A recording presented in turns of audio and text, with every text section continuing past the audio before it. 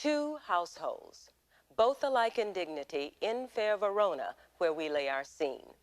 From ancient grudge break to new mutiny, where civil blood makes civil hands unclean.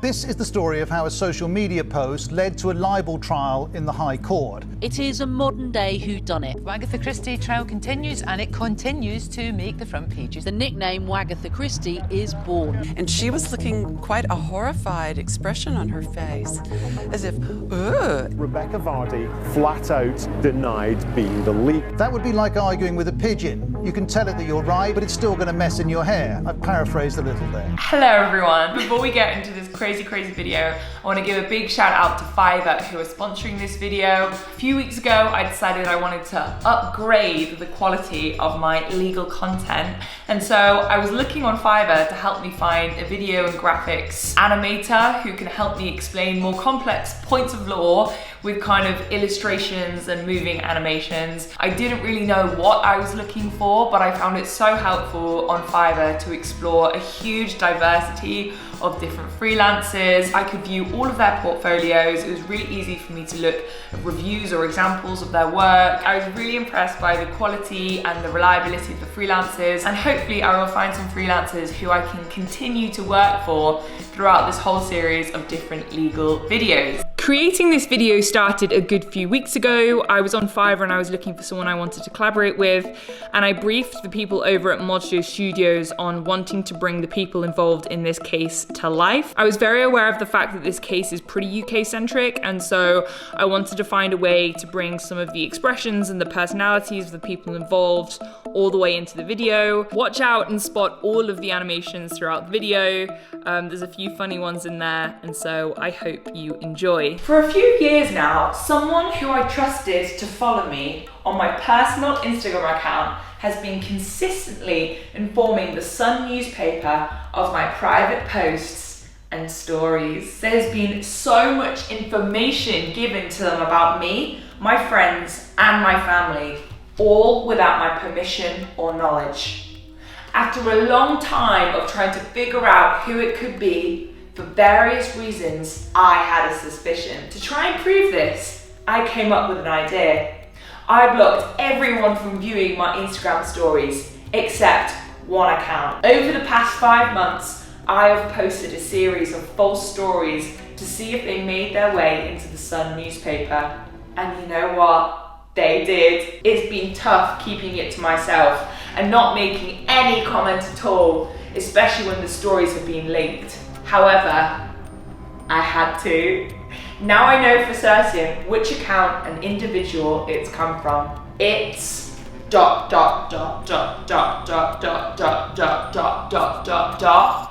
Rebecca Vardy's account. Today is gonna be a pretty interesting video because we're gonna talk about one of the more petty and unusual legal cases that has been on the front pages and tabloids of British news for around the past 2 to 3 years. It is, of course, Wagatha Christie and the defamation lawsuit between Colleen Rooney and Rebecca Vardy. In this video, we're going to be going through the first fatal tweet that was sent out by Rooney, all of the evidence behind why she thought that someone was reporting and leaking her stories to the Sun newspaper. We're going to be talking about the legal action of defamation and specifically libel, and because we don't yet know what the outcome of this case is, as of the time I'm filming this video, we're going to be talking about the potential outcome of this case and what the evidence that's been shared in court suggests around who is really responsible for the leaked stories. I always hoped and prayed that one day I would truly be using my legal education for good, and in this video, I have fulfilled it all. I'm excited for this one. I also don't know why I'm stood like this, but I am. I think I'm going to sit down for the rest of this video.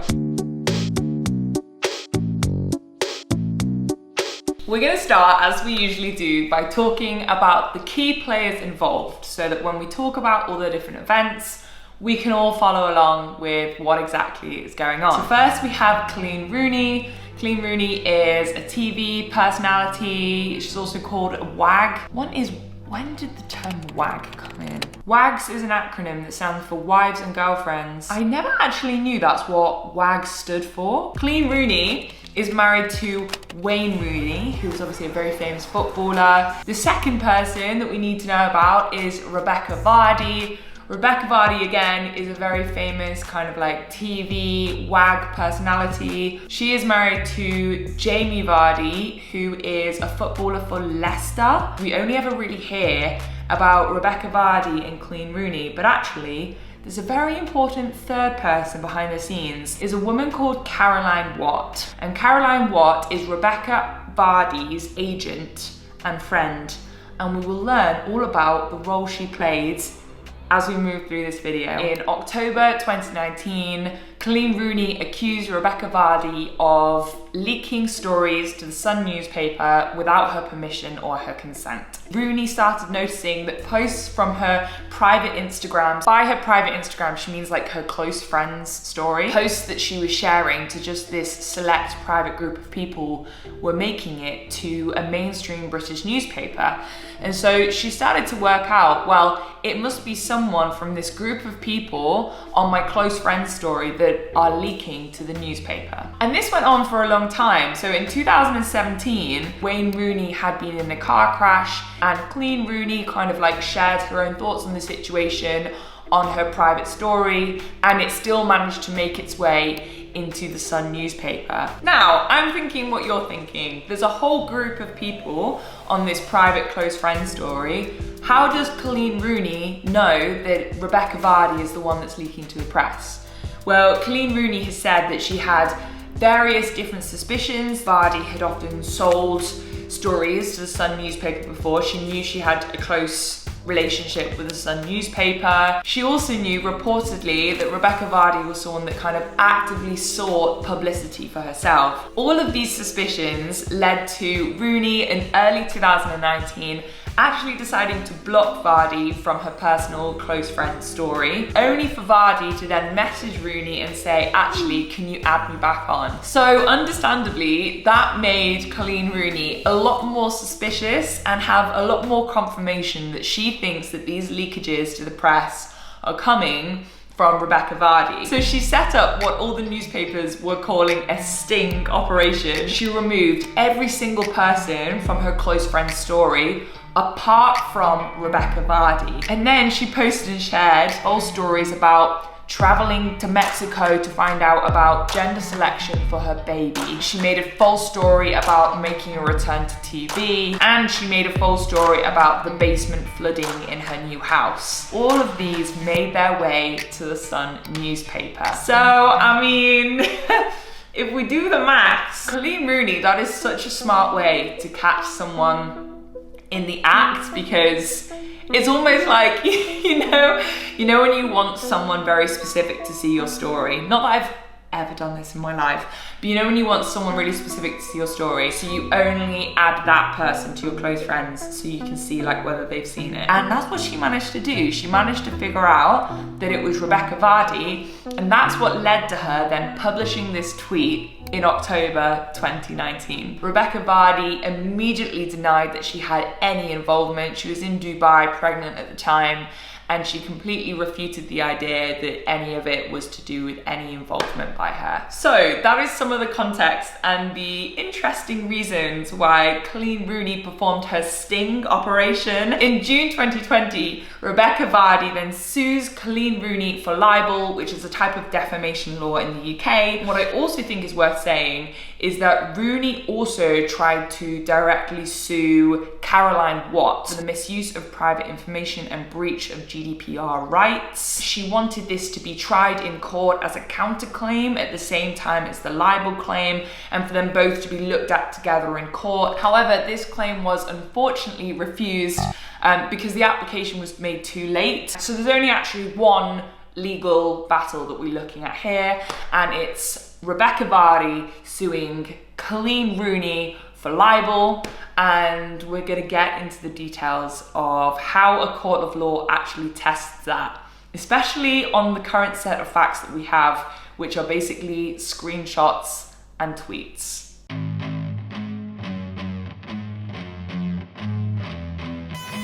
Okay, so let's have a little look about the law of defamation and what that actually means. One thing I will say at the start is that defamation law can be very, very different depending on the jurisdiction you're in. So I'm now talking about defamation law in the UK.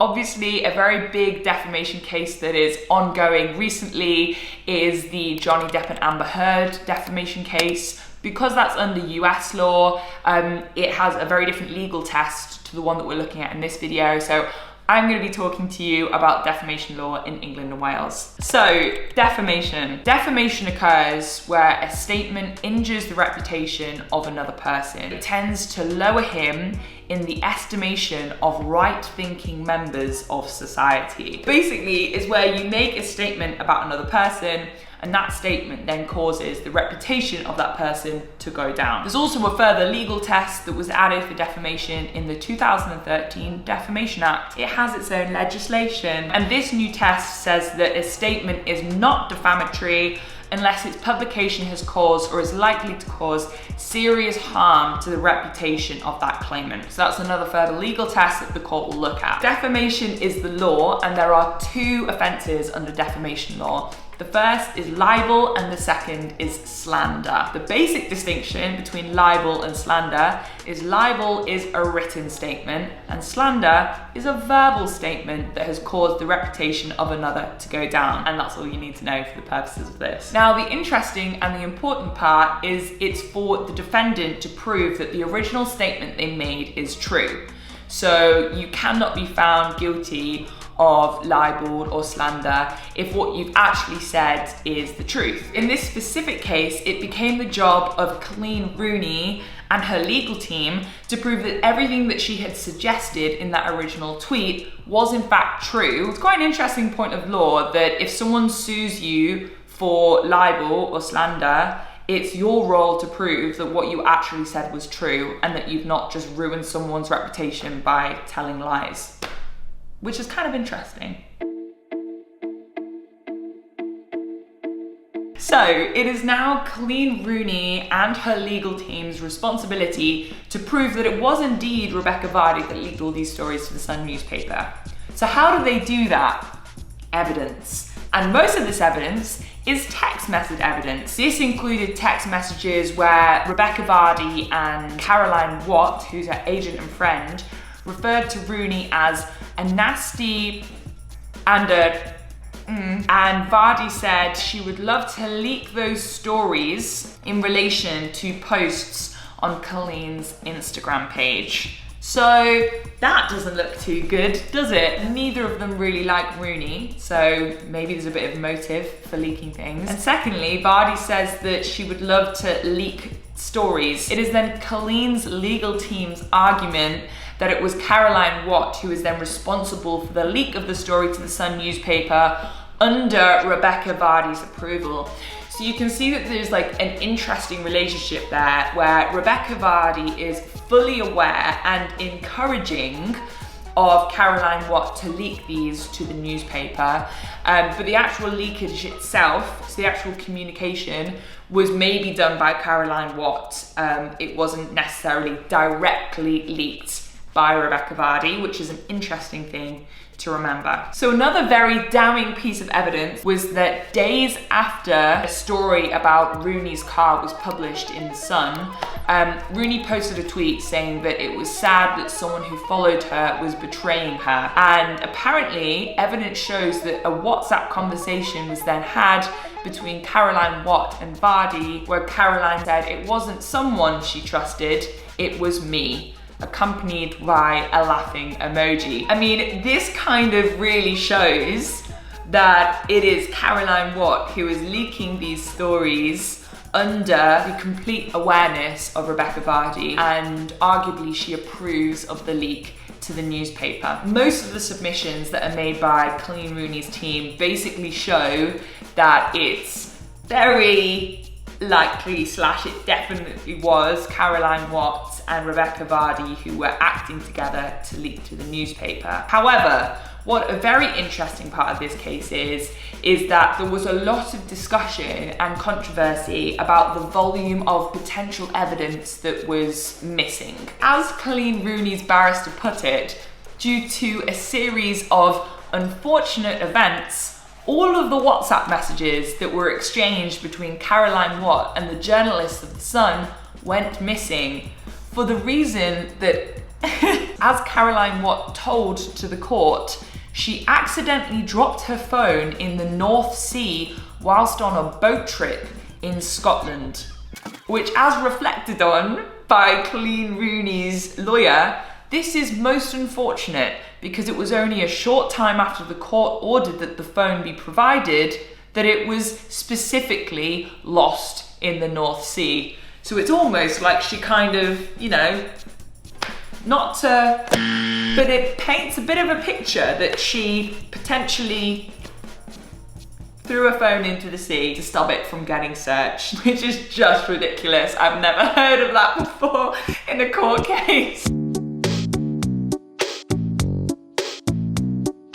Where does this case now stand? Although we haven't yet had the outcome from the judge in this case, that might take a few more weeks. Arguably, we have had the outcome from the court of public opinion, and it generally hasn't gone very well for Rebecca Vardy. There's a good summary of this from Claire Duffy, who's a media and human rights barrister, and she said, even if Vardy wins, it's doubtful that a libel judgment will fully vindicate her reputation. I think generally people have realised that Rebecca Vardy maybe isn't the nicest or best person when it comes to selling other people's stories to the newspapers. A lot of Colleen Rooney's written submissions kind of included evidence about Rebecca Vardy's character and about the fact that she will very easily sell off anyone's stories in a quite damaging and potentially problematic and derogatory way to the newspaper to make a little bit of money. So they brought up an example about Peter Andre from 2009, where she literally said, quote, "Peter Andre is hung like a small chipolata, the smallest trouser equipment I've ever seen." She also tried to leak a story about Danny Drinkwater, the footballer, and just generally I think her character is not proven to be very good by all of the missing evidence. So there were a lot of files and laptops that went missing, there were phones that were lost in the North Sea. Some of that seems a little bit intentional. Obviously we do not know what exactly happened to that missing evidence. You never help yourself if you delete evidence, because the worst, most damning evidence is assumed to have existed. That is a case summary of Wagatha Christie. I'm excited to see what the court actually rules on. Definitely follow me on social media if you want to get updates on these sorts of cases, because I will be providing any of my kind of live reactions to any judgments that come out there. Thank you guys so much for watching. Thank you again to Fiverr for sponsoring this video, and I will see you in the next one. Bye-bye. Hi everyone, I decided I wanted to add an additional section to this video where I basically talk in a more nerdy way about how I produced this. This is the first ever animation project I've ever done, and I wanted to talk a little bit about how I found that animation project. If any of you are interested in filming your own, or you're just intrigued as to how you take sketches and ideas to real life animations, then I was going to talk about that for a little bit. If you're only interested in the legal battle, feel free to go and enjoy the rest of your day. So once I decided on the creative studio that I wanted to work with on Fiverr, and I looked through that portfolio and I kind of had an idea of what kind of work I wanted them to do for me, I sent them my first creative brief. And this was a very funny creative brief because, and I mentioned this a number of times in the video, but the people involved in this case are very UK centric. They're like UK celebrities. And Mojo Studios, their team is based in El Salvador, and they hadn't heard of Colleen Rooney, Rebecca Vardy, Caroline Watt, me. They'd not heard of any of us before. And so I had to give kind of sentences on summarizing each person. So for example, Colleen Rooney dressed a lot more kind of plain clothing. She also had a broken foot during the process. So you will have noticed that the animations of Colleen Rooney throughout the whole video include her broken foot, which I thought was like a really cool addition as well. For Rebecca Vardy, She dressed in much more high glamour for court. She has this amazing like bright yellow two-piece suit and this huge handbag that she got paparazzi shots in. We struggled a lot more with Caroline Watts. So Caroline Watts is not a public figure. She's someone that's employed by Rebecca Vardy. You already know this, you've watched this video, but there's only really one photo of her online, which is a photo of her with a group of friends. And so we had to go off this one photo of her to try and pull together an animation. So I kind of knew from the start that any animation that we had of Caroline wouldn't necessarily be very accurate. It was just going to be more of kind of a generic female character that we could just use for a reference point. And then finally, I was so intrigued to see how they would animate me. I've never worked with animators before. And so I was kind of like, I wonder what I would look like animated. And so I thought it would be funny if they did an animation of like me dressed in a detective's outfit, which you will have seen throughout the video. And when I first got back all of these designs, I thought they were so fun. I thought they really brought all of this case to life. And that's really what I wanted to achieve through these animations. If I had an animation budget for every single video I made, I absolutely would. It's all thanks to Fiverr that I was able to do this. My top tips if you're working with an animation team is to have a very clear creative brief. Try and have at least 1 or 2 phone conversations with the creative team to make sure they know exactly what you're trying to achieve. And also make sure you're setting a realistic deadline. So the deadline for this whole project was in total around 12 to 13 days for a full turnaround after the first brief. So if you're very tight on timing for your project, make sure you've planned in the exact animation that you want to complete. Cool.